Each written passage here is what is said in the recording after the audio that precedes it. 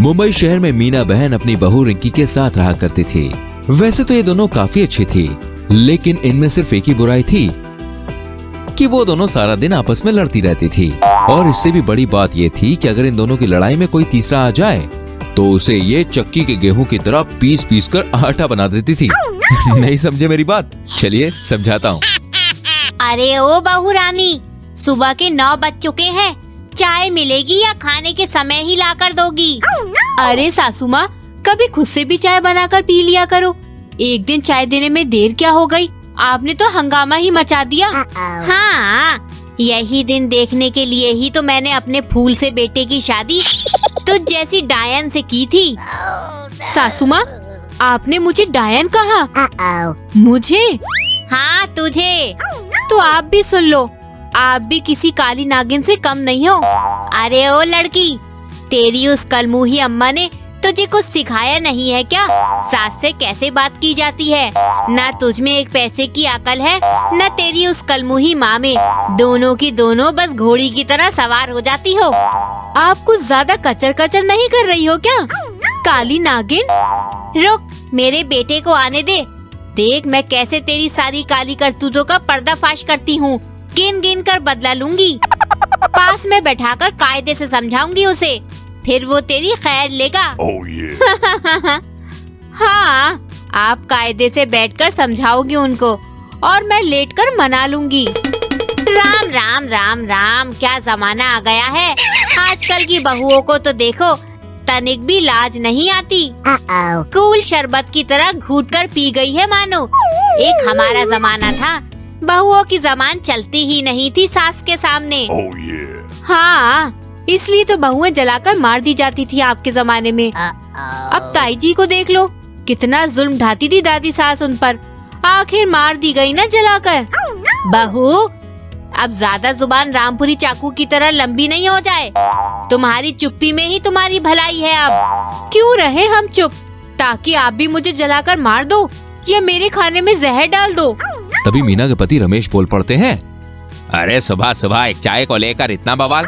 बहू, तुझे चाय नहीं बनानी तो साफ साफ बोल सकती थी ना। अपनी सास का स्वभाव तो तू पहले से ही जानती है। क्या जी, मेरा स्वभाव क्या जानती है वो? हाँ मतलब तुम दोनों ससुर बहू मेरे ना रहने पर मेरी चुगली करते हो। रुको जी, आपको तो मैं अच्छे से देख लूंगी। चुगली करे मेरे दुश्मन, मैं तो आपका सड़ा हुआ नाम भी अपनी जुबान पर न लाऊं। और ससुर जी, मिल गई ना कलेजों को ठंडक हम दोनों के बीच में बोलकर। इस काली नागिन को सहन करना वैसे भी बहुत मुश्किल है, ऊपर से आपने तो आग में घी डालने का काम भी कर दिया। हाँ, तू सच कह रही है। इनको सारा दिन कोई काम तो है नहीं, इसलिए ये टांग ही अड़ाएंगे। इन दोनों के बीच में जो बोले उसको भी अपनी पंचमेल खिचड़ी में लपेट लेती हैं। इससे अच्छा तो यहाँ बैठो ही ना। ऐसा सोचकर रमेश वहाँ से चले जाते हैं। एटीट्यूड तो देखो इनका। मैं भी चली यहाँ से, कम से कम बाहर बैठकर चुगली खोरों की टोली का हिस्सा तो बन पाऊंगी, वरना यहाँ ताने सुन सुनकर मर ही जाऊंगी मैं। हाय, देखो अभी से कमजोरी छाने लगी मुझे तो। अब तो चक्कर भी आ रहे हैं हल्के हल्के। ऐसा कहकर मीना वहाँ से चली जाती है। हाँ, बला टली। कितनी ओवर एक्टिंग करती है माँ जी। चलो अब मैं भी काम कर लेती हूँ। ऐसा कहकर बहू भी काम करने चली जाती है।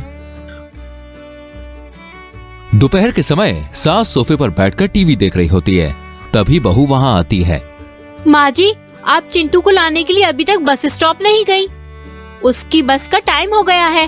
अब तक चिंटू को तो घर आ जाना चाहिए था। बेटा तेरा है, मैं क्यों जाऊँ उसे लेने? अरे डेली तो आप ही जाती है ना। आपका झगड़ा मुझसे है तो मेरे बेटे पर गुस्सा क्यों? तभी चिंटू घर में आता है और दोनों सास बहू को लड़ते हुए देखता है। अरे यार, फिर से ये सास बहू का ड्रामा शुरू हो गया।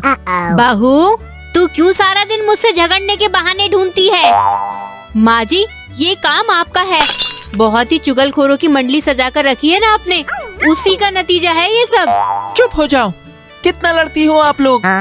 देखो, बेटे को भी खुद की तरह ढीठ बना दिया है इस डायन ने। तू हमें चुप कराएगा? जा जाकर कपड़े बदल पहले। ऐसा कहकर बहू चिंटू को वहाँ से भगा देती है और ये सास बहू एक दूसरे को मुंह बनाकर देखती हैं। कुछ दिनों के बाद सास बहू शॉपिंग के लिए मार्केट जाती है और उसके बाद जो हुआ आप उम्मीद कर ही सकते हैं। सास बहू एक कपड़े की दुकान पर जाती हैं। भैया ये साड़ी कितने की है? बस 2000 रुपए की है माता जी। बस 2000 रुपए? तुम्हें पता भी है कितने होते हैं 2000 रुपए? बहू ये ड्रामा बंद कर और साड़ी देख। हाँ तो भैया इसमें की ही साड़ी मुझे भी दिखा दो। एकदम चटक गहरा रंग होना चाहिए। सॉरी मैडम, लेकिन ये लास्ट पीस है। क्या? लेकिन मुझे तो यही साड़ी चाहिए थी। भैया ये साड़ी पैक कर दो। नहीं, ये साड़ी मुझे पसंद है, मैं लूंगी इसे। मैंने पहले पसंद की है, मेरी है अब ये। नहीं मेरी। नहीं मेरी। ऐसे ही दोनों सास बहू खींचातानी करने लगती है, जिससे साड़ी फट जाती है। देखा, तूने इसे फाड़ दिया, अब ले ले साड़ी। नहीं माँ जी, मेरे से नहीं, आपसे फटी है ये। नहीं तेरे से। नहीं आपने फाड़ी है ये। ओ मैडम लोग, ये फालतू तमाशा ना करो। अरे मेरा हर्जाना भरो और 9 तो 11 हो जाओ यहाँ से। चुप, एक तो बेकार क्वालिटी के कपड़े रखता है, ऊपर से हर्जाना मांग रहा है। हाँ बहू सही कहा तूने। मैं तो चिल्ला चिल्ला कर बताऊंगी दुनिया को कि कितने पुराने और खराब कपड़े रखता है ये। अरे ये दोनों तो एकदम ही पागल हैं। एक तो 2000 रुपए का नुकसान कर दिया, ऊपर से इतने नखरे। अगर ये लोग ऐसे ही झूठ झूठ चिल्लाती रही तो मेरी तो दुकान ही बंद हो जाएगी। अरे अरे माता जी, अरे भाभी जी, आप लोग जाइए यहाँ से, मेरी ही गलती है, कोई बात नहीं, प्लीज आप लोग जाइए। ऐसा कहकर दुकानदार जैसे तैसे उन्हें अपनी दुकान से भगा देता है और दोनों सास बहू जल्दी से वहाँ से रफू चक्कर हो जाती हैं। वहाँ से जाने के बाद सास बहू, देखा बहू, कैसे हमने अपनी चालाकी से 2000 का नुकसान होने से बचा लिया। हाँ सासू माँ, वरना खामखा 2000 रुपए भरने पड़ जाते। अच्छा चल अब घर चलते हैं। हाँ ठीक है। ऐसा कहकर दोनों घर आती हैं और टीवी चालू करके बैठ जाती हैं। सूत्रों के अनुसार पता चला है कि आज मुंबई शहर में बहुत जोरों की बारिश होने वाली है। और एक और अहम समाचार, अभी अभी मुंबई पुलिस से सूचना मिली है कि काला बब्बर अभी अभी जेल से फरार हो गया है। कृपया अपने अपने घरों के खिड़की दरवाजे बंद करके घर में ही रहें। बहू जी सासू माँ। जल्दी जल्दी खिड़की दरवाजे बंद कर ले, वरना काला बब्बर आ जाएगा। आप भी तो बंद कर सकती है ना, तो मुझे क्यों बोल रही हैं? तुझसे तो बोलना ही बेकार है। चल आधे खिड़की दरवाजे तू बंद कर, आधे मैं करती हूँ।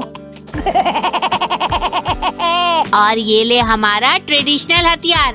हमारी सास, दादी सास, उनकी सास सब जरूरत पड़ने पर यही यूज करती थी। बब्बर देखे तो उसके सिर पर जोर से धर देना, ठीक है? जी सासू माँ, अब ठीक है। पहली बार आपने कुछ अकलमंदी की बात की है। ऐसा कहकर दोनों सास बहू घर के सभी खिड़की दरवाजे बंद कर देती है और जैसे ही घर का मेन डोर बंद करने जाती है, वैसे ही काला बब्बर आके दरवाजा खोल देता है और घर के अंदर आके दरवाजा बंद कर लेता है। जैसे ही दोनों सास बहू उसे देखती हैं, दोनों डर जाती हैं। कौन हो भाई साहब आप? हाँ, और ऐसे कैसे हमारे घर में घुसे चले आ रहे हो? बब्बर, काला बब्बर हूँ मैं, कच्चा चबा जाऊंगा, किसी को नहीं छोड़ूंगा, किसी को भी। तू और काला बब्बर। तू काला बब्बर है ना? तो मेरी सास काली नागिन है। रुक, तुझे अभी डसवाती हूँ उनसे। सासू माँ, जरा इसे अपना फन तो दिखाना। ओए बब्बर, मेरी सास तुझे डसेगी ना तो तू पानी भी नहीं मांगेगा। बहू चुप हो जा, ये बब्बर ही है। बब्बर? कौन बब्बर? अच्छा बब्बर। क्या बब्बर? तभी बेलन बहू के हाथ से उछल जाता है और जाकर बब्बर के सर पर लगता है और बब्बर जमीन पर गिर जाता है और उसका सर चकराने लगता है। इतने में सास बहू बब्बर के हाथ पैर रस्सी से बांध देती है और उसे खूब पीटती है। ले और ले, बड़ा आया कच्चा चबाने वाला। अब देख हम तुझे चाय में डली हुई अदरक की तरह कैसे कूटते हैं। हाँ, और चटनी की तरह कैसे तुझे मिक्सी में पीसती हूँ। बस अब तू देखता जा। अरे चुड़ैलो, मुझे छोड़ दो वरना मैं सच में तुम्हें कच्चा चबा जाऊंगा। देख रही हो सासू माँ, रस्सी जल गई लेकिन इसका बल अभी तक नहीं गया। अब इसको विमेन पावर दिखाते हैं। हैं? तो अभी क्या ये ट्रेलर था? हाँ, ऐसा कहकर दोनों सास बहू उसे खूब पीटती है। अरे माताओं, क्षमा करो क्षमा करो। फोन कहाँ है? मुझे फोन करना है। किसको कॉल करेगा तू काला बब्बर? पुलिस को। मुझे आके यहाँ से ले जाए। ले कब्बर, अरे मेरा मतलब है बब्बर। जा जी ले अपनी जिंदगी। इंस्पेक्टर साहब, आके मुझे यहाँ से ले जाओ। मैं जेल में ही अच्छा था। जल्दी आओ। कुछ देर बाद पुलिस वहाँ पहुँच जाती है। अरे मुझसे खतरनाक मुजरिम को तो आप लोगों ने खुलेआम छोड़ रखा है।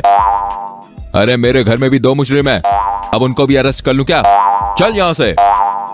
ऐसे कहकर पुलिस उसे गिरफ्तार करके वहाँ से ले जाती है। सास बोली, देखा बहू, आज इतना खतरनाक मुजरिम मेरी वजह से पकड़ा गया है। हाँ, आपने जो उसको डस लिया। बहू, तूने फिर मेरा मजाक बनाया। अच्छी लगी कहानी तो जल्दी से वीडियो को लाइक करें, शेयर करें और आने वाली कहानियों को देखने के लिए चैनल को सब्सक्राइब करके बेल आइकन प्रेस कर लीजिए, जिससे आपसे हमारी कोई भी कहानी मिस ना हो। मिलते हैं दोस्तों अगली कहानी में, तब तक के लिए बाय बाय।